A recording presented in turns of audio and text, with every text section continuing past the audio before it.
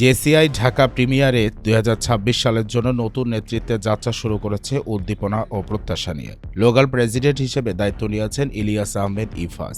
সাধারণ সভায় তার হাতে প্রেসিডেন্ট চেইন পরিয়ে আনুষ্ঠানিকভাবে দায়িত্ব অর্পণ করেন জেসিআই বাংলাদেশের ২০২৬ সালের ন্যাশনাল প্রেসিডেন্ট আরাফিন আহমেদ রাফি। একই সঙ্গে নতুন বোর্ড সদস্যদের শপথ সম্পন্ন করা হয়, যা সংগঠনের ধারাবাহিকতা ও প্রাতিষ্ঠানিক শক্তির প্রতিফলন। তবে এবারের বোর্ডে বিশেষভাবে আলোচনায় রয়েছেন এক্সিকিউটিভ ভাইস প্রেসিডেন্ট সানজিদা ইমাম। তিনি পূর্বে ঢাকা প্রিমিয়ারের ভাইস প্রেসিডেন্ট হিসেবে সফলভাবে দায়িত্ব পালন করেছেন। তার নেতৃত্ব গুণ, সাংগঠনিক দক্ষতা ও সদস্যদের সঙ্গে নিবিড় সংযোগ তৈরির সক্ষমতা ইতোমধ্যে প্রশংসিত হয়েছে, যার ফলে তিনি এবার এক্সিকিউটিভ ভাইস প্রেসিডেন্ট নির্বাচিত হয়েছেন।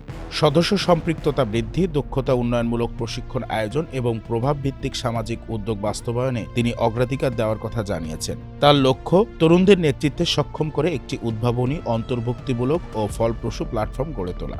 নবগঠিত বোর্ডে executive vice president, secretary general, treasurer ও ডিরেক্টরদের সমন্বয়ে একটি শক্তিশালী টিম গঠিত হয়েছে। ইমিডিয়েট প্লাস লোকাল প্রেসিডেন্ট গাজী নাঈম মঞ্জুরও অভিজ্ঞতার আলো দিয়ে বোর্ডকে সমর্থন করবেন। সম্মিলিত নেতৃত্ব, সুদূরপ্রসারী পরিকল্পনা এবং কার্যকর বাস্তবায়নের মাধ্যমে জেসিআই ঢাকা প্রিমিয়ার ২০২৬ সালে নতুন উচ্চতায় পৌঁছাবে, এমনটাই প্রত্যাশা।